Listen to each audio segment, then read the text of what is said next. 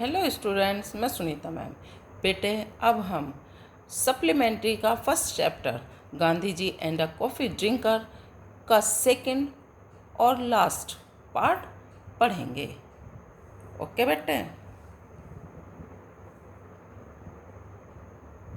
Gandhi ji evidently know all about that lad's partiality for these two good old South Indian dishes। Gandhi ji अच्छी तरह से उस नौजवान के दक्षिण भारत के इन दो व्यंजनों के बारे में जानते थे कि दक्षिण भारतीय लोग इन दो डिशेज को बहुत पसंद करते हैं। डिशेज होती है ना, जो व्यंजन, उनको बहुत पसंद करते हैं। Gandhi ji was laughing. गांधी जी हंस रहे थे। The youngster had a sudden brain wave. उस जवान युवा के दिमाग में अचानक एक विचार आया। Could I have a cup of coffee please, he blurted out. उसने एकदम कहा, क्या मुझे एक कप कॉफ़ी भी मिल सकेगी? Gandhi ji answered with a peal of laughter. Gandhi ji ने हंसते हुए उत्तर दिया, oh you old sinner, that is what you want. Oh तुम पुराने इस चीज़ को जानने वाले, या जैसे मजाक में कह देते हैं पापी, यह वस्तु तो तुम जो तुम्हें वह वस्तु है, यह वह चीज़ है जो तुम चाहते हो। And then seeing the look on the lad's face, और तब उस नौजवान की ओर देखते हुए उन्होंने कहा, ही एडिड, उन्होंने उस चीज़ को मान लिया, you certainly shall have your cup of coffee, तुम्हें निश्चय ही एक प्याला कॉफ़ी मिलेगी। यस, हाँ, light coffee will soothe your stomach, हाँ, हल्की कॉफ़ी तुम्हारे पेट को भी आराम देगी। एंड और what will you have with the coffee, coffee के साथ और तुम्हें क्या लेना पसंद करोगे? I don't think we can make upma और डोसा, हम उपमा या डोसा नहीं बना सकते। But warm toast would go well with coffee, लेकिन गरम टोस्ट कॉफ़ी के साथ अच्छा रहेगा। I shall send you a tray, मैं तुम्हें एक ट्रे भेज दूंगा। What that and a kind parting word, Gandhi ji left the room. इसके साथ ही गांधी जी, यह कहकर गांधी जी कमरे से बाहर चले गए। द ओल्ड ले वेटिंग, वह वहीं पर लेटकर इंतजार करता रहा।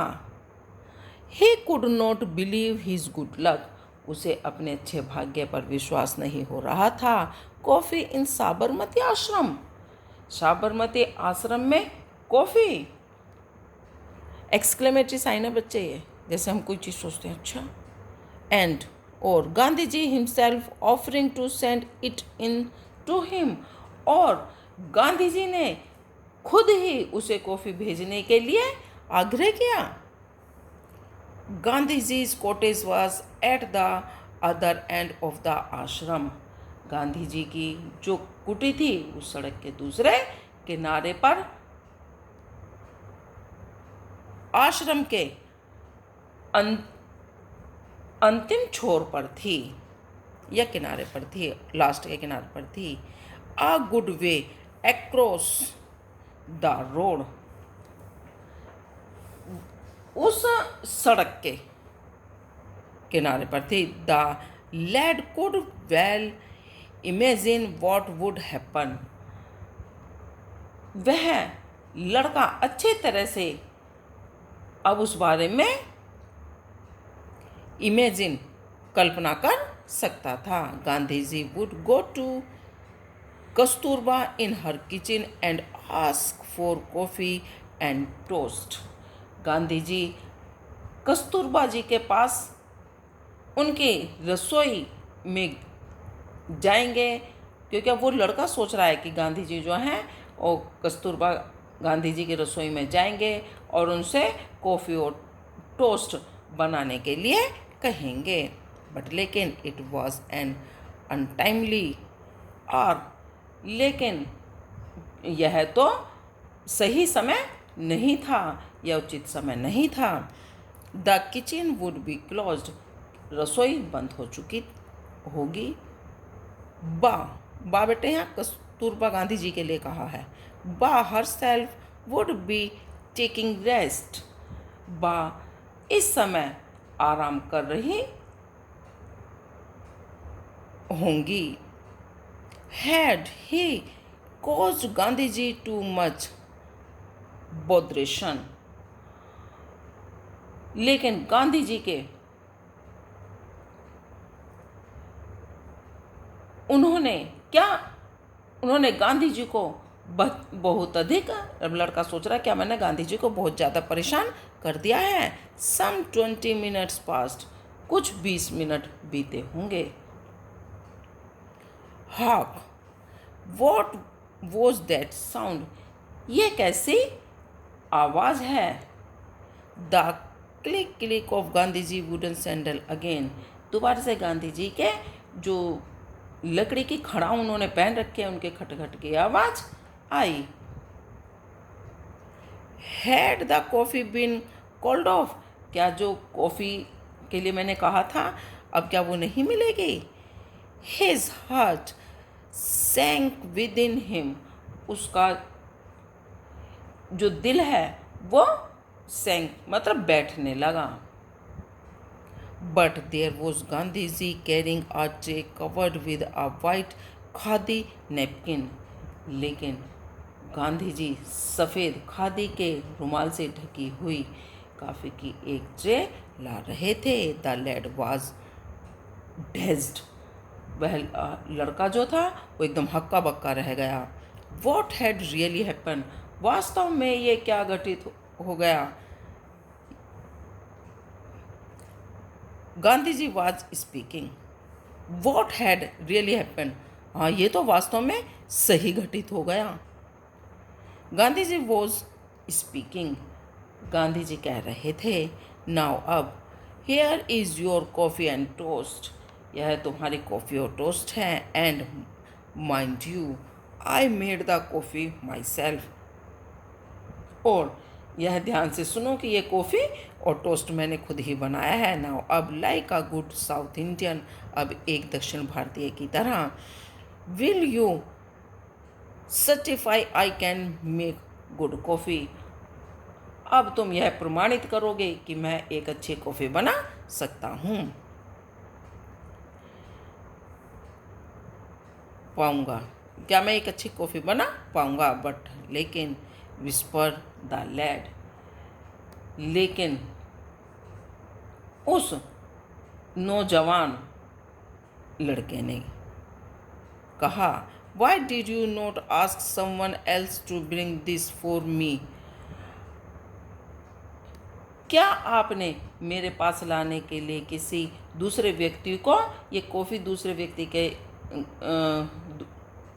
ये कॉफ़ी मेरे पास कॉफ़ी भेजने के लिए तुमने दूसरे व्यक्ति को क्यों नहीं कहा।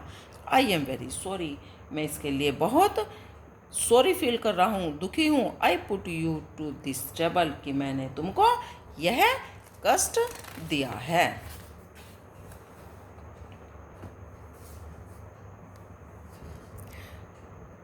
नाउ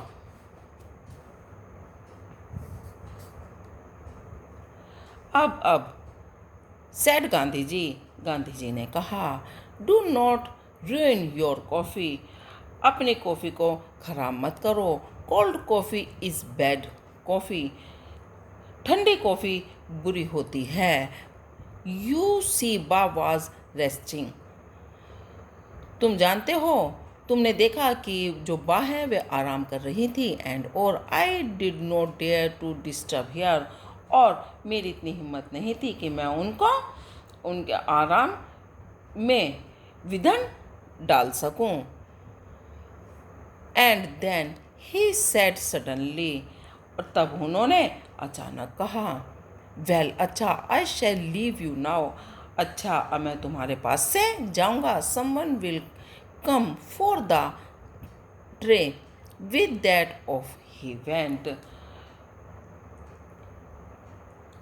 ट्रे ले जाने के लिए कोई दूसरा आदमी आ जाएगा, यह कहकर वह चले गए। The coffee was light. Coffee बहुत हल्की थी, बट लेकिन एक्सीलेंट, लेकिन बहुत अच्छी थी। The lad sipped as if it were nectar. उस लड़के को उसने थोड़ी थोड़ी सिप करके उसको पिया, जो उसे एक अमृत के समान लग रही थी। बट ही वॉज ट्रबल्ड, लेकिन वह थोड़ा परेशान था। हिज माइंड आई सा Gandhi ji opening the kitchen. उसके मन में एक विचार आया कि वह गांधी जी की रसोई को खोले। लाइटिंग द स्टोव को जलाए। Making the coffee and toast and caring to him. Stove को जलाकर उसके लिए कॉफ़ी और टोस्ट तैयार किए होंगे, और उसके दिमाग में आ रहा था कि उन्होंने पहले रसोई में गए होंगे, स्टोव जलाया होगा और उसके लिए कॉफ़ी तैयार करी होगी। All in order not to disturb other it that untimely hour. और तब उसके पास लाए होंगे, और इस कार्य के लिए उन्होंने किसी दूसरे को परेशान नहीं किया। बेसमय या बिना समय किसी को दूसरे को परेशान नहीं किया। उन्होंने ये कॉफ़ी खुद ही तैयार किया। ही वॉज ओवरवेल्म्ड, और यह विचार आते ही वह विभोर हो गया।